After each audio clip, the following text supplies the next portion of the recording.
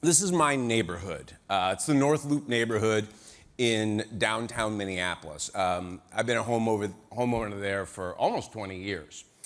And a couple of years ago, I received a text message from an acquaintance of mine, Peter Prudden.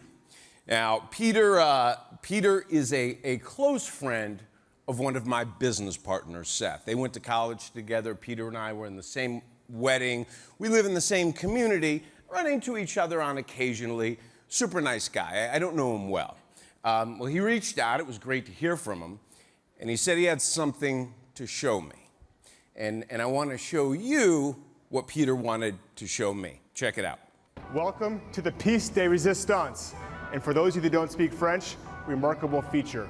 We are atop the architectural statement designed by James Dayton.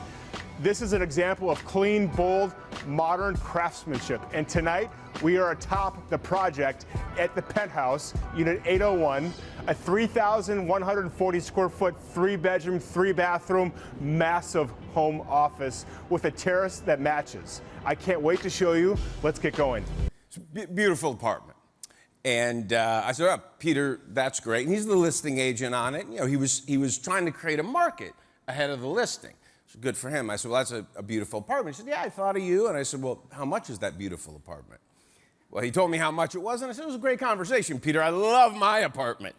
And he just said, no, I'd thought about you, knew you'd been in your place for a while. It's in your neighborhood, and I thought I'd reach out. And just kind of let it go and just caught up for a second. And he said, look, you know, apartment aside, we should really connect for happy hour sometime in the next few months. It'd be great to catch up, which I thought was a great idea, too. So we left it there. A couple weeks later, Peter reaches out. He said, hey, about that happy hour. I'd love to just connect, catch up, see how Seth's doing. Let's set a time for a drink. So we did. The day that the happy hour was scheduled, he called me on my cell to confirm the location. We were meeting. And we confirmed, and he said, you know, a favor.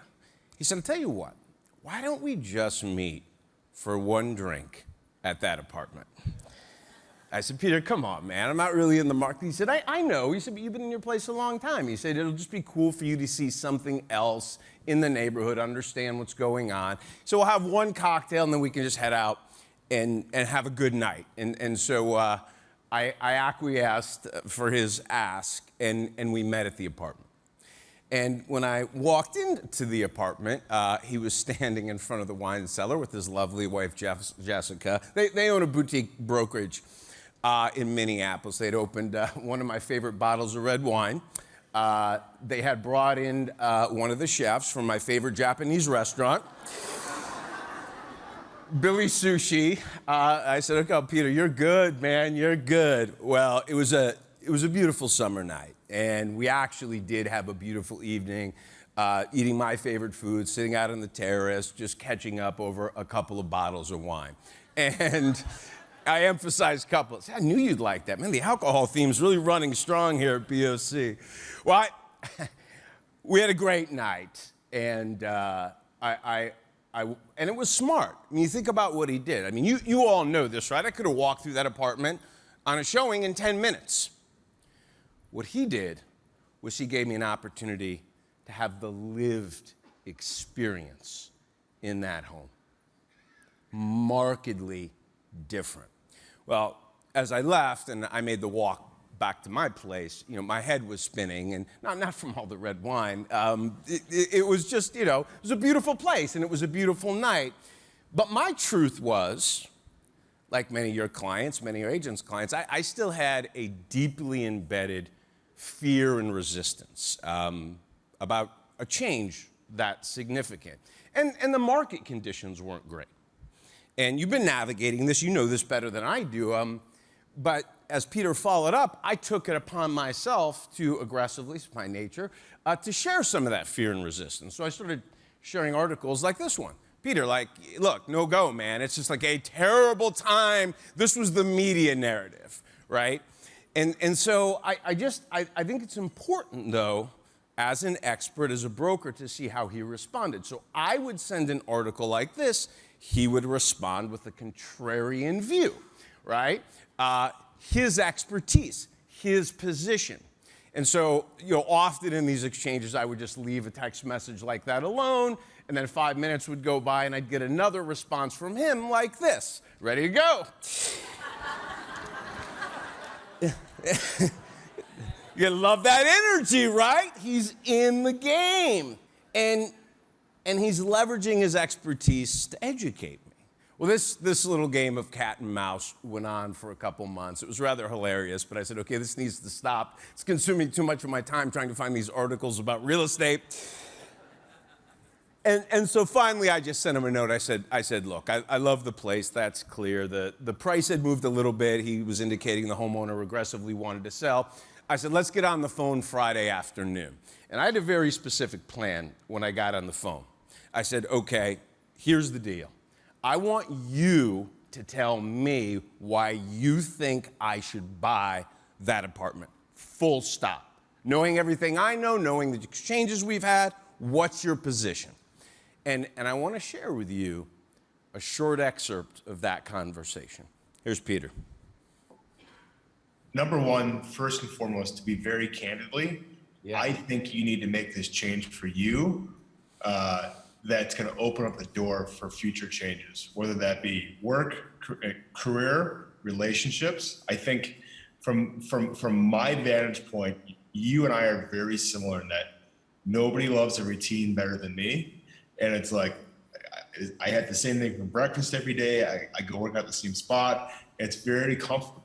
And so I think for you, understanding and hearing some of the goals that you want to accomplish, this is going to kick off a lot of things. And I'd even be willing to say that I think you'll be married in 18 months from the day you close. What a pitch, right? What a pitch. Well, who doesn't want to fall in love, right? And so, based on that rationale, I made an offer, and that today is my home. Yeah, you can give it up for Peter, by the way, sure. And the good selling. You know, Peter exhibited 3 very precise techniques that I try and replicate when I'm in our decision cycle with a client. And I sell professional services, consulting, ideas, knowledge transfer, information. And I think if you can coach your agents to replicate them on a consistent basis, they will be met with more uncommon opportunities to win listings and drive growth. And I'll walk through the 3 keys. First, and we just heard it from the leadership panel on the stage, personalization and customization. I know the word personalization has become a pretty big buzzword, but it's precisely right. He made that process personal. It was all about me. Even in the video, you noticed when I asked the question, his 3 things weren't about the resale value in the features and the square footage of the office, right, and the bedrooms. It was about my life, and started to create a vision of my future. And I think it's really important to understand that. Most agents sell features. The best agents in the world also understand how to sell feelings. And when you're preparing to engage, or your agents are preparing to engage with a client, the way I frame it as I'm thinking about client engagement is I always consider 3 questions. What do I want my client to think? By the way, I'm not diminishing features. I'm not diminishing that knowledge transfer and that expertise. The thinking's important, right? What do I want them to understand and think? That's important. But the second question, how do I want the client to feel, is critical. He gave that heavy weight, and he should have. This is a significant life decision. You know this, it's an emotional decision. It's the biggest financial transaction of someone's life. How they feel through the process is important. That dinner was about creating a feeling, not selling a set of features. It's different. The second thing is the value exchange. Give value first. Teaching sells. Education drives value. So when you think of things like marketing as a service or reverse engineering, how to be found as one of the top agents in your community inside ChatGPT that Jared talked about, Those are all education, knowledge economy drivers. Social media is a platform to teach, to educate, because that drives value. The fear I had, the resistance that most clients have, is around making a mistake. And we have to leverage our expertise and knowledge to guide clients past their place of resistance into the light. And he was right. It was a good decision. I'm extremely happy in that home. And then the third one. You know, when you think about storytelling and the experience, you want to make your client the hero, right? You want to create a compelling vision of a desired future state in their life through that process, right? Transfer your belief, like Peter did, about how their life is going to be different and better through that experience. I mean, he went all the way. You're going to be married, man. It's going to be great.